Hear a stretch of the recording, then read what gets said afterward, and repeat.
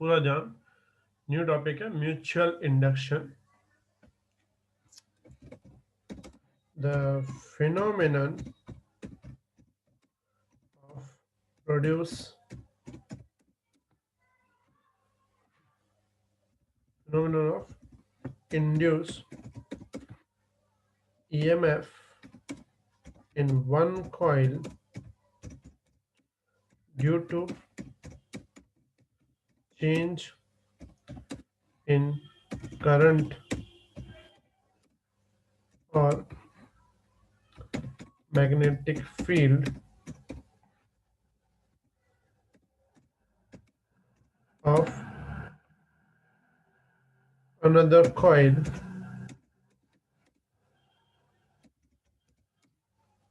is known as mutual induction। एक coil में EMF generate करना किसी और कॉइल के चेंज की वजह से, ऐसे फिनोमिनन को बोलते हैं म्यूचुअल इंडक्शन। जैसे एग्जांपल में बात करूं, अगर हम बात करें सोलेनॉइड की, पूरा ध्यान।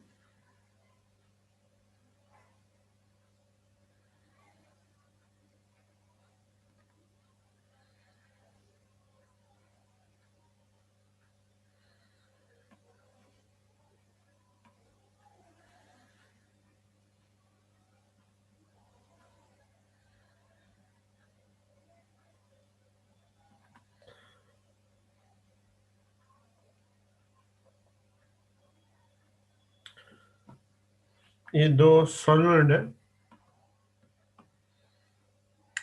और एक ही एक्सिस पे है। एक छोटा सोलेनॉइड है, एक बड़ा सोलेनॉइड है। एक्सिस सेम है। छोटा सोलेनॉइड बड़े सोलेनॉइड के अंदर है। दोनों के टर्न्स अलग अलग है। पूरा ध्यान। Consider two solenoids having number of turns and one and N2 are coaxial. The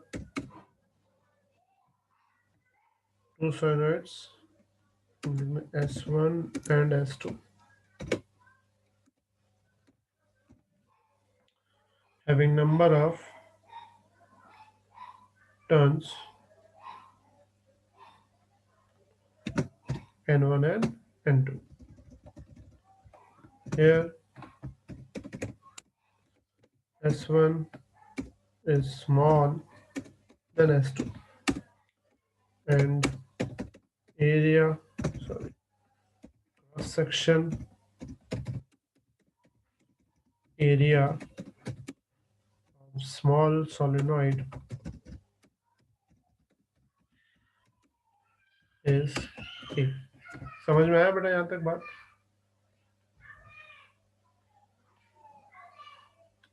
yes sir. अब यहाँ पे म्यूचुअल इंडक्टेंस का मतलब ये होता है कि दो सॉलिनॉइड है, समझो हम दोनों में से किसी एक में करंट पास करते हैं, ये S1 है और ये S2, किसी भी एक में करंट पास करते हैं, तो किसी भी एक में करंट पास करेंगे तो उसका मैग्नेटिक फील्ड दूसरे पे भी अप्लाई होगा। जैसे एग्जांपल यहाँ पे जो बड़ा सॉलिनॉइड है S2, इसमें से अगर हम करंट पास करेंगे तो उसका मैग्नेटिक फील्ड अंदर वाले सॉलिनॉइड को भी मिलेगा। अगर हम बाहर वाले सॉलिनॉइड का करंट बदल देते हैं तो सिंपल बात है, अंदर वाले सॉलिनॉइड का भी मैग्नेटिक फील्ड बदलेगा, और फैराडे के हिसाब से जब मैग्नेटिक फील्ड बदलता है तो ईएमएफ इंड्यूस होता है। तो अंदर वाले सॉलिनॉइड में से तो हमने करंट पास भी नहीं किया, लेकिन बाहर वाले के करंट की वजह से अंदर भी ईएमएफ जनरेट होगा। ऐसे फिनोमिनन को हम नाम देते हैं म्यूचुअल इंडक्शन। समझ में आई बेटा बात? जैसे example, Yes, sir. Suppose Yes, sir. Current I2 is passing through large solenoid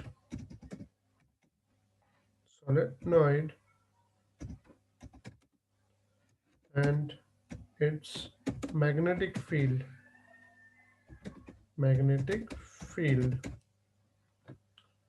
तो इसकी जो मैग्नेटिक फील्ड होगी उसको बोलेंगे B2 is equal to mu naught N2 I2 by L। Formula याद है सबको? ये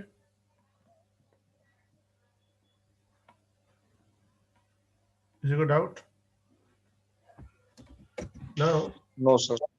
magnetic flux linked with small solenoid is depends on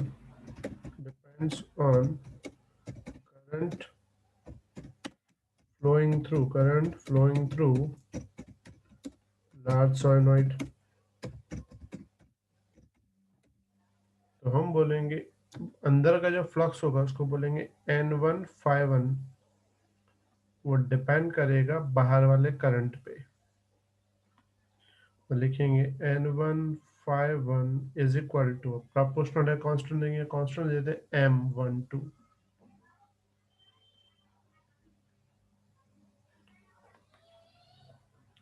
Here M is known as mutual inductance of system of two coils। Clear? समझ में आया बेटा? तो इसको हम M12 बोलते हैं, ठीक है। इसका यूनिट होगा, वो होगा हेनरी, यानी H। याद है L का जो यूनिट था वही इसका भी यूनिट होगा M का। समझ में आई बेटा बात? Yes, sir. अब इसमें N1 सेम, पहले वाले का जो फ्लक्स है उसमें मैग्नेटिक फील्ड तो बाहर वाले का आएगा, पता चला ये? Yes, sir. क्योंकि पहले वाले के पास तो कोई करंट है ही नहीं, तो उसके पास मैग्नेटिक फील्ड कहाँ से आएगा? बाहर वाले का आएगा। तो N1 से B जो है उसकी फॉर्मूला हमने पढ़ी थी mu naught N2I2 upon L into area A है छोटे वाले का M2I2। क्या क्या कैंसिल होगा?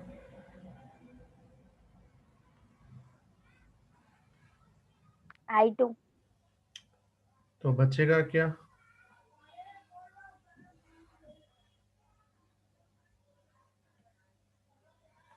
तो हम यहाँ पे सब्जेक्ट बनाए अगर M2 को, तो M2 तुम्हें क्या मिलेगा?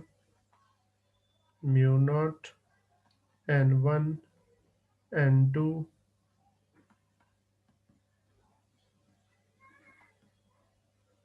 N1 N2 फिर A अपॉन L। आई बात समझ में बेटा?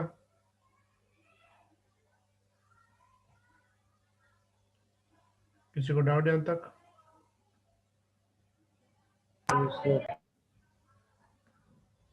इसमें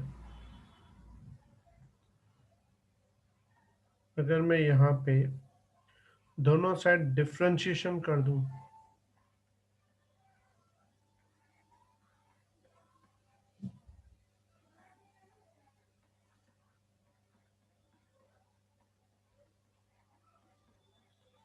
तो उसे क्या कर दूं? डिफरेंशिएशन। तो बता सकते हो लेफ्ट वाला टर्म क्या इंडिकेट करता है? ईएमएफ। तो ये बन जाएगा E1 is equal to minus M12 di2/dt। Clear बेटा एवरीवन? किसी को doubt? No sir.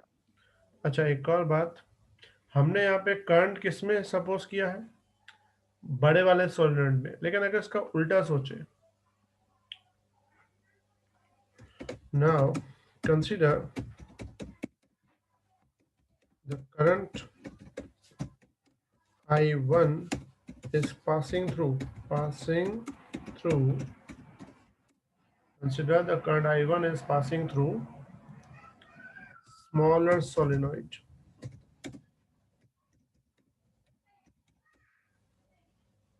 Then its magnetic field, अब इसकी मैग्नेटिक फील्ड की बात करें स्मॉलर की, तो सिंपल बात है B1 आ जाएगा mu naught N1 I1 by L।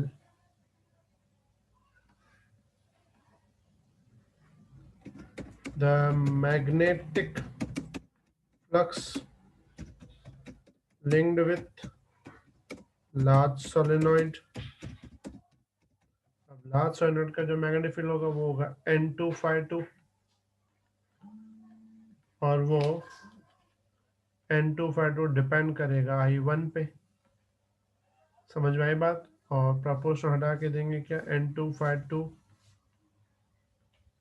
Equals to M21 I1। यहाँ पे 21 हो जाएगा, वहां पे M12 था ना, ये M12 था, अब यहाँ पे आ जाएगा 21। समझ में आई बेटा बात? अब इसमें N2 से Phi2 की जगह क्या लिखेंगे?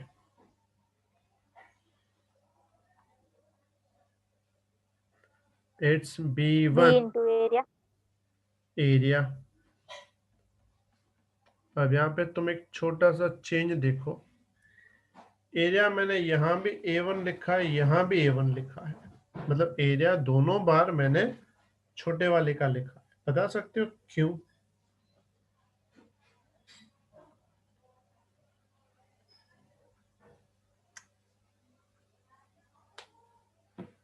Any idea? देखो, जब हमने बड़े में से करंट पास किया था, उसकी वजह से जब हमें छोटे सोलेनॉइड में मैग्नेटिक फ्लक्स चाहिए था, तो मैग्नेटिक फ्लक्स में जो B इंटू एरिया होता है, तो मैग्नेटिक फील्ड को हमने बाहर वाले का लिया था, लेकिन एरिया तो हमने किसका लिया? उसके छोटे वाले का। तो ये तो A1 आएगा। यहाँ पे क्या है? फ्लक्स चाहिए हमें बड़े का, तो एरिया बड़े का आना चाहिए, छोटे का क्यों? क्योंकि मैग्नेटिक फील्ड जो स्मॉल वाले का है वो कितने एरिया तक लिमिटेड रहेगा? छोटे वाले की एरिया तक ही लिमिटेड रहेगा, क्योंकि मैग्नेटिक फील्ड है किसका? स्मॉल वाले का। तो स्मॉल वाले का मैग्नेटिक फील्ड तो यहां से लेकर यहां के बीच में ही रहेगा, बाहर आएगा ही नहीं। इसका मतलब बड़े वाले को जो मैग्नेटिक फ्लक्स मिलेगा वो इतने पोर्शन का ही मिलेगा, इसलिए हमने एरिया यहां भी स्मॉल ले ली। मतलब जब दो कॉइल्स हो, एक छोटे वाला के एरिया और बड़े वाला के एरिया, तब जब तुम म्यूचुअल इंडक्टेंस की बात करोगे तो एरिया हमेशा किसका आना चाहिए? स्मॉलर वाले का, लार्ज वाले का नहीं।